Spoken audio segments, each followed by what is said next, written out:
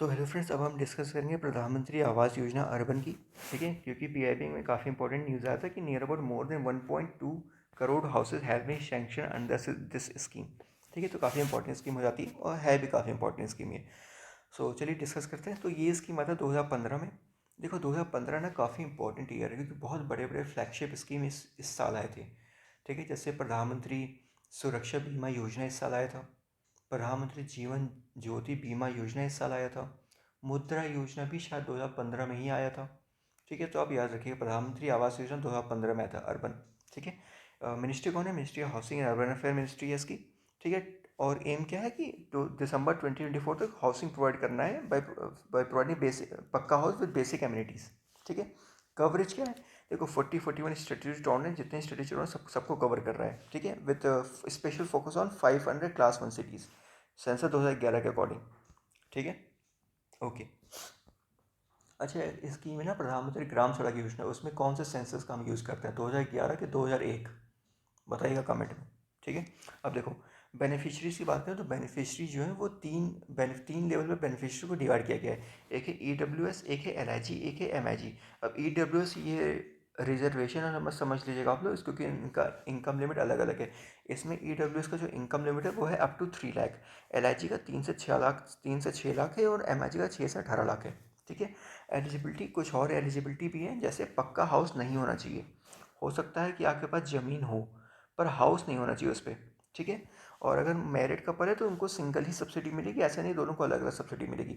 और एक और इम्पॉर्टेंट चीज़ है कि इससे इस स्कीम से पहले कोई सेंट्रल असिस्टेंस आपको ना मिली हो। अगर इससे पहले आपने किसी भी हाउसिंग स्कीम के ज़रिए आपको सेंट्रल असिस्टेंस मिली है तो फिर आप इस स्कीम के लिए एलिजिबल नहीं रहेंगे। ठीक है, और ये सेंट्रली स्पॉन्सर स्कीम है, एक्सेप्ट एक कंपोनेंट है क्रेडिट लिंक सब्सिडी स्कीम, जो कि सेंट्रल सेक्टर स्कीम है। पर ये स्कीम मेरे ख्याल से 2022 में शायद इसके आगे लागू नहीं हो रहा है, हम आगे अभी देखेंगे। 2022 में 2022 के आगे इसको एक्सटेंड नहीं किया गया है। ठीक है, ओके। ऐसे कंपोनेंट की बात करें तो देखिए कुछ कंपोनेंट इसके, जैसे इन सिटू रिहेबिलिटेशन स्लम डेवलपर, जिसमें 1 लाख रुपए पर हाउस का ग्रांट मिलेगा। दूसरा कंपोनेंट है अफोर्डेबल हाउसिंग इन पार्टनरशिप।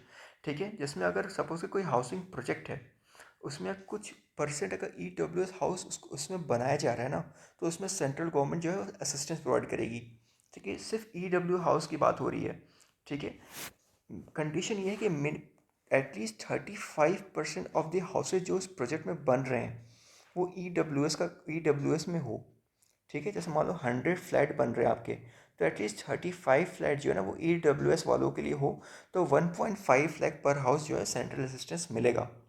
ठीक है, तीसरा कंपोनेंट है क्रेडिट लिंक सब्सिडी स्कीम, जो कि अब 2022 31 मार्च के आगे इसको एक्सटेंड नहीं किया गया है।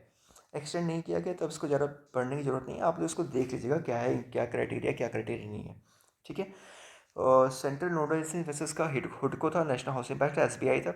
लास्ट कंपोनेंट जो है वो है beneficial led individual house construction, जिसमें 1.5 लाख मिलेगा पर EWS house to EWS category for construction और इन्हेंसमेंट।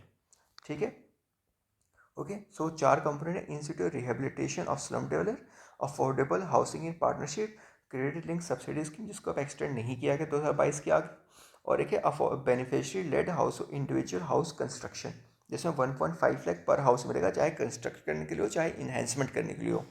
ठीक है, चलिए फिर, थैंक यू।